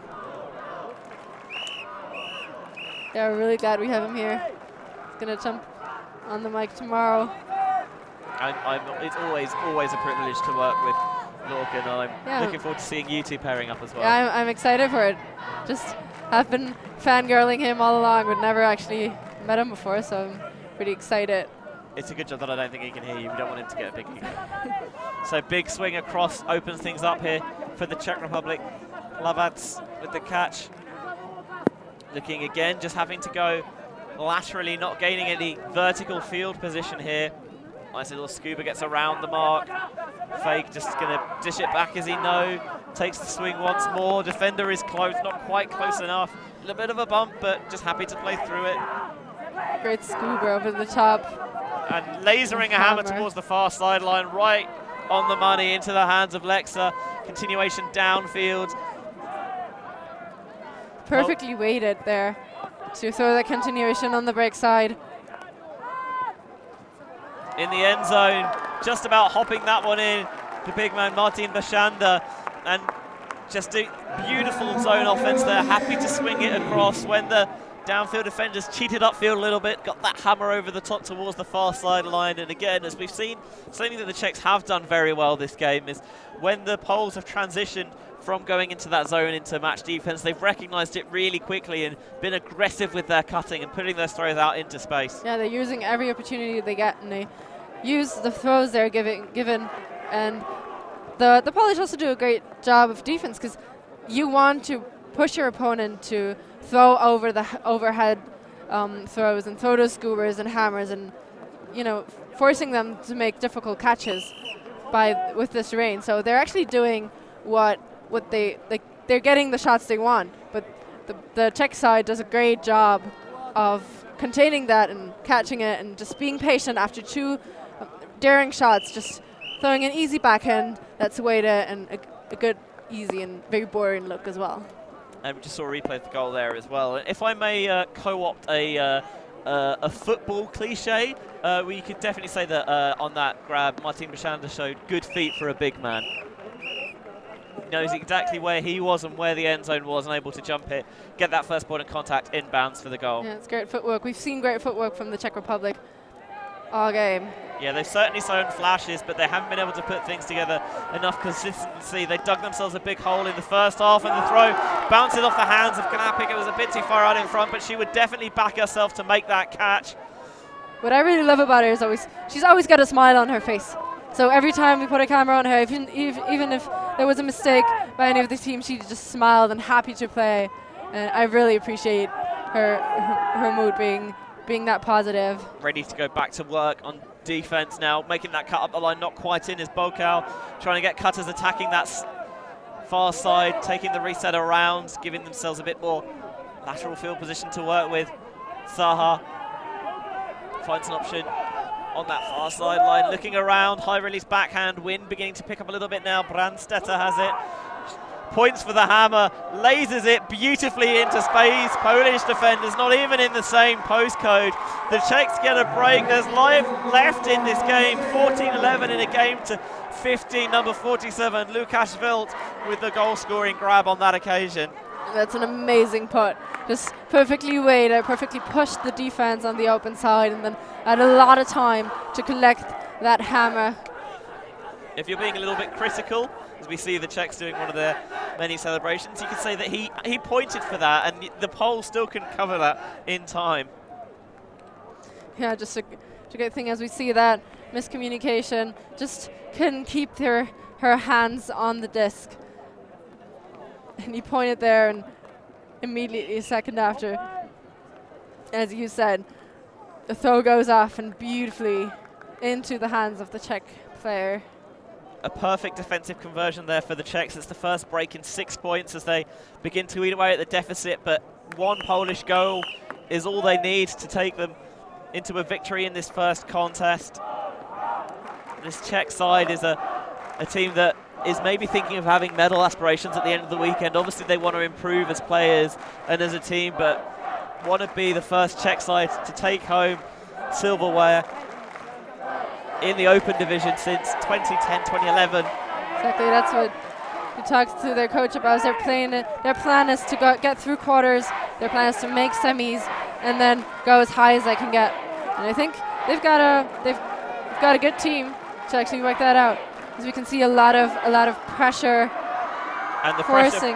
pressure tells, just a simple miscommunication, a missed throw, goes to no one out of the sideline.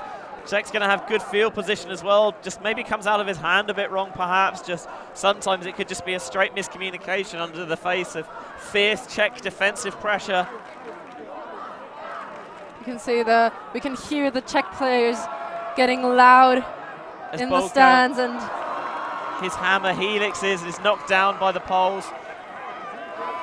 Poles now trying to get the disc in motion quickly before this Czech defense that is beginning to find some rhythm, can get set, faking a big option. You hear the Czech sideline loudly shouting for defense, and Brandstetter knocks it to the turf. Another defense by the Czech. The Polish just don't seem to quite patiently work through the arrowhead zone this time. Just really want to get off. Looking for a lead throw and a fantastic snag. It's another bookend, this time through the hands of Matthias Brandstetter. 14-12, this game is definitely not over, Christina. No, it's a great game, very close. And as we saw that at the end of the first half, the Czechs get their head into the game, just focus on playing their best game, and that's what they're doing right now, just challenging every single throw of the Polish side as Poland takes the time out to get through with their offense and win that game, and maybe try to recalibrate their opportunities and their throws, because they're just, that bit of execution missing on that throw, as we can see the defense again just not patiently enough on that side, and just a great grab by the number 10 shot of Brandstetter. Yeah, he made that catch look a little bit easier than it definitely was. Yes. Really had to reach out for that one, and I think for the Poles, a recalibration is exactly what's required. Before, where they were very good at being patient, now knowing that they're so close to the win, they're maybe just being a little bit panicked. Just maybe they want to end it in style. Maybe they they've switched off mentally a little bit, and with one timeout left to use in this game, I think now is a very good time to use it, Christina. I think so too. And also the games are over 100 minutes. Keeping your energy level very high and also keeping your concentration high is a hard thing to do, especially because those games are longer than a lot of players are used to. And just sometimes you have a little bit of a concentration error, and just keeping your chills and maybe getting a sip of water in and breathing together as a team might help on that concentration. And you can see a very loud Czech presence on the sideline there. We always talk about physical fitness as games continue to go very, very deep into the late stages, but you've got to have that mental fitness almost as well, knowing that you need to stay disciplined, stay in your system, knowing what the options are supposed to be, and don't just have that switch off. Oh, we've done all the hard work now, we've pretty much won. Until you've scored that final point, the game is still going on, so you've got to keep that intensity up the entire way. I think that's what the Polish team is trying to do now. Just getting that last point and not taking that win easily, taking the end of that game easily, but just giving their all. So you see a sliding pull. Yeah, Brandstedt's pull. It's low and skims off the turf. Little pop pass begins things. Maciejewski playing it between the handlers. They just need to make sure that they're taking these little patient options. Try and move these defenders out of position. As a receiver or a cutter against a zone, you want to make sure you've got 2 or no people marking you. Obviously, if you've got none, then you're free, and if you've got 2, then you're leaving space for someone else. That's a nice blade towards this near sideline. Bielga's throw just bounces off the hands, a focus drop, a little bit too far out in front for Pajtluk, but he'd have backed himself to make it. Yeah, I think he maybe thought about throwing already. You know that happens. You know you get the disc because it's an easy pass into the middle, and then you think about what's happening down the field already and just can't quite reel it in even at the second effort, laying out for the disc, but just couldn't keep his hands tight as we see another timeout called on the field. Yeah, the Czech Republic knowing that with the game close to finishing, they need to convert these points. They can't give the Poles a second opportunity because there's only so many that you can give before eventually they get taken, and Brandstetter immediately calling the timeout there, wanting to draw up a set play, give themselves a look that they can get and score off, and then really apply the pressure to the Poles. After you get a few breaks in a row, you do see it happen that teams, they can begin to crumble mentally a little bit sometimes, just like, are we going to lose this? We might actually lose this. And after being in a position of absolute dominance, 3 on the bounce now for the Czech Republic. The Poles were 14-9 up, and now it's 14-12.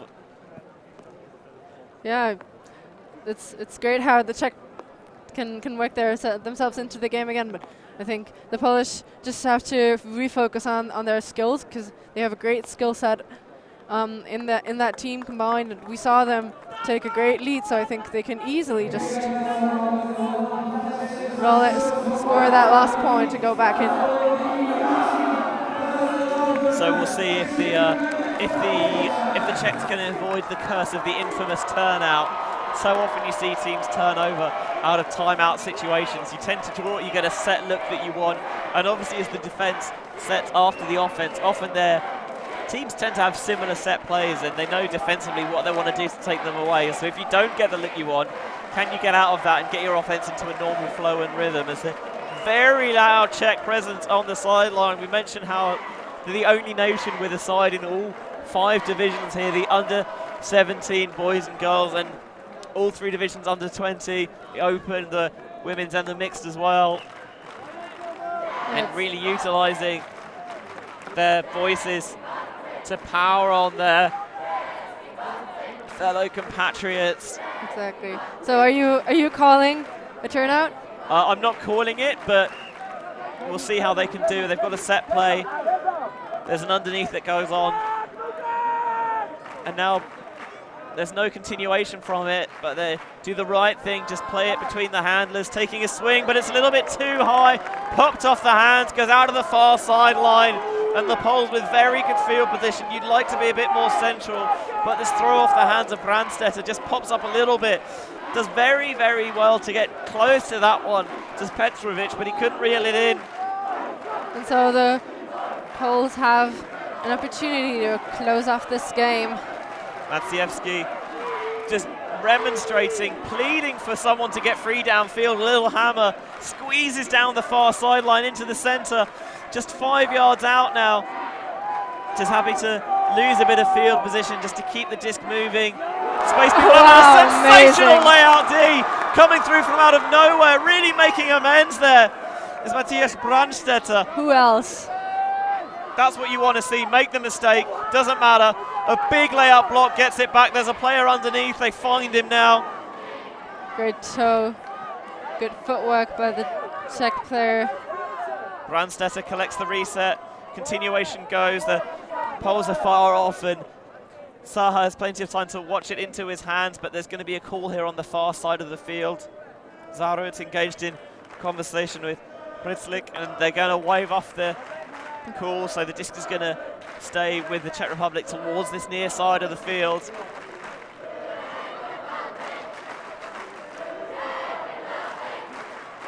And just a little bit of a violation there, players very much eager to get going. A huge sideline presence. The disc is just going to go back into the centre. They're not going to let the continuation stand, but the first pass is going to go off into the hands of Matthias Brandstetter.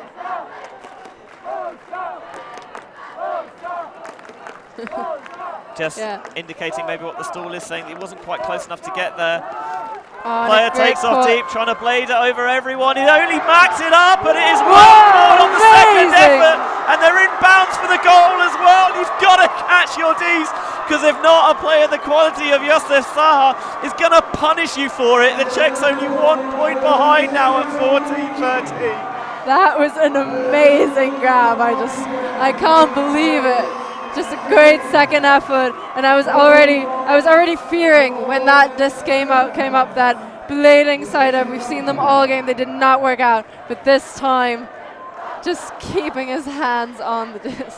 And we're seeing a great layout D from Brandstetter. The Polish defender just caught on his receiver, caught on his heels a little bit. Doesn't expect the player to come in, and Brandstetter really explodes out of the traps like a firework. Just bang out of nowhere, and now Brandstetter really undercooks this throw, doesn't quite get the depth on it that he wanted, but going up, tries to knock it away, gets 2 hands on it, but can only just tip it back in the air and reaching behind him. What a grab! That is on the hands of Saha.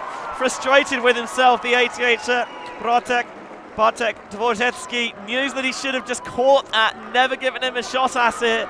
Czechs only 1 behind now. The Poles, this has got to be in their minds, thinking, are we going to salt this game away? Yeah, it's just, he didn't even try to catch it. He just wanted to put it down, but with that wind, you can't let even one little opportunity of a flying disc. And now the Poles are going to go into the wind as well. The pool goes up from the Czech Republic. It's a pretty good pool as well. Brandstetter doing it on every side of the disc for that Czech team. Fielded just a few yards in front of their own end zone. The Czech zone that has really caused the Poles trouble at the end of this game. It comes back on. Swing goes to Kanapik.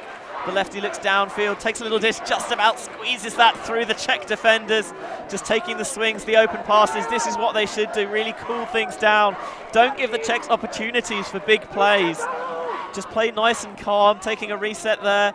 There's a little underneath option though. Force does a good job of dissuading it from going. Now really close up. Our defender sent entirely the wrong way. The little shake and bake into space. Jinking and jiving. Napik gets free. Now they reset around. Coming underneath. Petaluk looks downfield. Dishes it off with a lefty backhand. Little scuba over the top. High but caught with an outstretched right arm. Now sitting a throw into space towards the far sideline. Niezela into the centre for Kanapik. Kanapik looking around, not really liking what she sees downfield, takes the reset, just swinging around. They've got 5 players within about 5 yards vertically of the disc. The Czech defenders really creeping up. Yeah, they're doing a great job of containing the Polish handler set and not giving them any opportunities downfield. Also, not a lot of movement by the Polish cutters, and as they're actually very happy to swing it around, and just great layout attempt by Brandstetter again, but an injury on the field. Yeah, the layout left him out of position. They tried to capitalize, and you could see there the Polish player, as soon as he landed, cramped up. Physio comes on. Just see it again here, the lefty backhand. Brandstetter bids, but it's late. he's out of position. The throw continues downfield and popped up to make the catch, and as he landed, Petluk immediately called the injury. That's a pity, because I think the Polish just had a great flow and managed to run over the Czech defense a little bit, and now through that stoppage, although it's very unfortunate, they've also lost their momentum. Maybe actually after just this will give the Czech defence a chance to get their breath back. It will cool the Poles down a little bit as well, as coming in off the injury stoppages, Bartek, Dvorzewski. Both sides getting loud on the sidelines.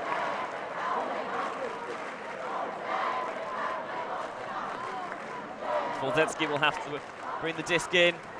Takes a quick reset now, swinging it around the back. Being aggressive, breaking the mark, swinging across. They've done a very good job of taking those resets when they've needed to, but it's now very cluttered in the handler space. Eventually coming through is Bianca now getting it underneath, little dish off, running the give-go in the handler space, now into the center. The Poles getting very close towards the end zone, taking a reset back into the hands of Knapik, looking around, just about squeezes that one past two Czech defenders. Force bites a little bit on the fake. Knapik is wide open, finds an underneath option. Can they stay patient? Can they wait for that perfect opportunity? Or will they try and squeeze it in? Close, 5 yards out, thinks about the force, doesn't want it. There's a player towards the back of the end zone now, just trying to squeeze it in.